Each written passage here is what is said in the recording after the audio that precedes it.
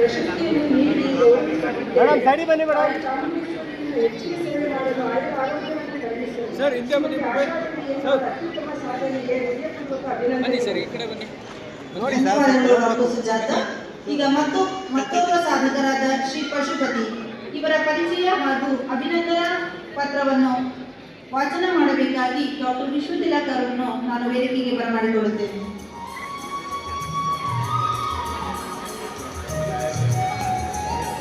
ಶ್ರೀಯುತ ಎಸ್ ಪಶುಪತಿ ಯೋಗ ಕ್ಷೇತ್ರಕ್ಕೆ ಮಾಡಿರುವ ಗಣನೀಯ ಸೇವೆಯನ್ನು ಗುರುತಿಸಿ ಈ ಬಾರಿ ವಿಶ್ವವಿಖ್ಯಾತ ದಸರಾ ಮಹೋತ್ಸವದಲ್ಲಿ ಯೋಗ ದಸರಾ ಉಪಸಮಿತಿಯ ವತಿಯಿಂದ ತಮ್ಮನ್ನು ಅಭಿನಂದಿಸಲು ಹರ್ಷಿಸುತ್ತೇವೆ. ತಮ್ಮ ಸಾಧನೆಯನ್ನು ಗುರುತಿಸಿ ಯೋಗ ಸೇವಾ ರತ್ನ, ಯೋಗ ಸೇವಾ ಭೂಷಣ, ಯೋಗ ಸಿರಿ ಅನೇಕ ರಾಜ್ಯ ಮಟ್ಟದ ಯೋಗಾಸನ ಸ್ಪರ್ಧೆಗಳಲ್ಲಿ ತೀರ್ಪುಗಾರರಾಗಿ ಸೇವೆ ಸಲ್ಲಿಸುತ್ತಾ ಬಂದಿರುತ್ತೀರಿ. ಪ್ರಸ್ತುತ ಭಾರತ್ ಕ್ಯಾನ್ಸರ್ ಆಸ್ಪತ್ರೆ ಇಲ್ಲಿ ಯೋಗ ತರಬೇತುದಾರರಾಗಿ ಸೇವೆ ಸಲ್ಲಿಸುತ್ತಿದ್ದಾರೆ. ತಮ್ಮ ಈ ಸಾಧನೆಯನ್ನು ಗುರುತಿಸಿ ಈ ಬಾರಿಯ ದಸರಾ ಮಹೋತ್ಸವ ಸಮಯದಲ್ಲಿ ಯೋಗ ದಸರಾ ಉಪಸಮಿತಿ 2025 ವತಿಯಿಂದ ಯೋಗಶ್ರೀ ಎಂಬ ಪ್ರಶಸ್ತಿಯನ್ನು ನೀಡಲು ಹರ್ಷಿಸುತ್ತೇವೆ.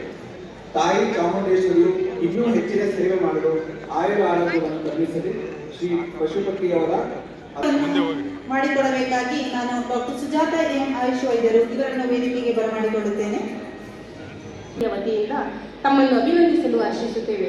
ಯೋಗ ಕ್ಷೇತ್ರದಲ್ಲಿ ತಮ್ಮ 20 ವರ್ಷಗಳ ಸಾಧನೆಯನ್ನು ಗುರುತಿಸಿ ಅನೇಕ ಸಂಘಟನೆಗಳು ಪ್ರಶಸ್ತಿಯನ್ನು Acharya Shri Vidyaranya Rajyotsava, Shri BKS Iyengar Sadbhavana, Shri Vasudeva Maharaja Sadbhavana, all India women achievers and ಜಿಲ್ಲಾ ಕನ್ನಡ ರಾಜ್ಯೋತ್ಸವ ಪ್ರಶಸ್ತಿಗಳು ಲಭಿಸಿದೆ. ಪ್ರಸ್ತುತ ಇವರು ಯೋಗ ಕ್ಷೇತ್ರ ತಮ್ಮ ಈ ಸಾಧನೆಯನ್ನು ಗುರುತಿಸಿ ಈ ಬಾರಿಯ ದಸರಾ ಮಹೋತ್ಸವದ ಸಮಯದಲ್ಲಿ ಯೋಗ ದಸರಾ ಉಪಸಮಿತಿ 2025ರ ವತಿಯಿಂದ ಯೋಗಶ್ರೀ ಪ್ರಶಸ್ತಿಯನ್ನು ನೀಡಲು ಹರ್ಷಿಸುತ್ತೇವೆ. ಶ್ರೀಮತಿ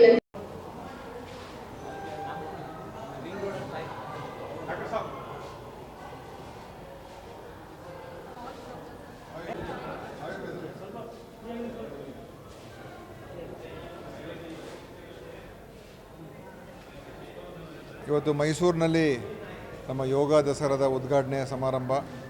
ಈ ವಾರ ಅನೇಕ ಬೇರೆ ಬೇರೆ ವಿವಿಧ ಕಾರ್ಯಕ್ರಮಗಳು ಕೂಡ ಹಮ್ಮಿಕೊಂಡಿರ್ತಾರೆ. ಅದರಲ್ಲಿ ಯೋಗ ಪಟುಗಳಿಗೆ ಸ್ಪರ್ಧೆ ಕೂಡ ಇದೆ ಮತ್ತು ವಿಚಾರಣಾ ಸಂಕಿರಣ ಅದು ಕೂಡ ಇದೆ. ಅನೇಕ ಕಾರ್ಯಕ್ರಮಗಳು ಇದೆ. ಇವತ್ತು ಕೂಡ ಚೆನ್ನಾಗಿ ನಡೆದಿದೆ ಮತ್ತು ಯೋಗದ ಒಂದು ಇನ್ನೂ ಹೆಚ್ಚು ಜನ ಇದನ್ನು ಅಭ್ಯಾಸ ಮಾಡಬೇಕು ಅಂತ ನನ್ನ ಉದ್ದೇಶ. ಅದು ಯಶಸ್ವಿಯಾಗಿ ನಡೀಲಿ ಅಂತ ಹಾರೈಸ್ತೀನಿ. ಎಲ್ಲರಿಗೂ ನಮಸ್ಕಾರ.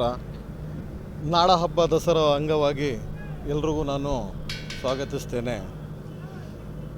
ಮತ್ತು ಇವತ್ತು ಯೋಗ ದಸರಾ ನಮ್ಮ ಆರೋಗ್ಯ ಸಚಿವರಾದ ದಿನೇಶ್ ಗುಂಡೂರಾವ್ ಸಾಹೇಬರು ಬಂದ್ಬಿಟ್ಟು ಇಲ್ಲಿ ಉದ್ಘಾಟನೆ ಮಾಡಿದ್ರು.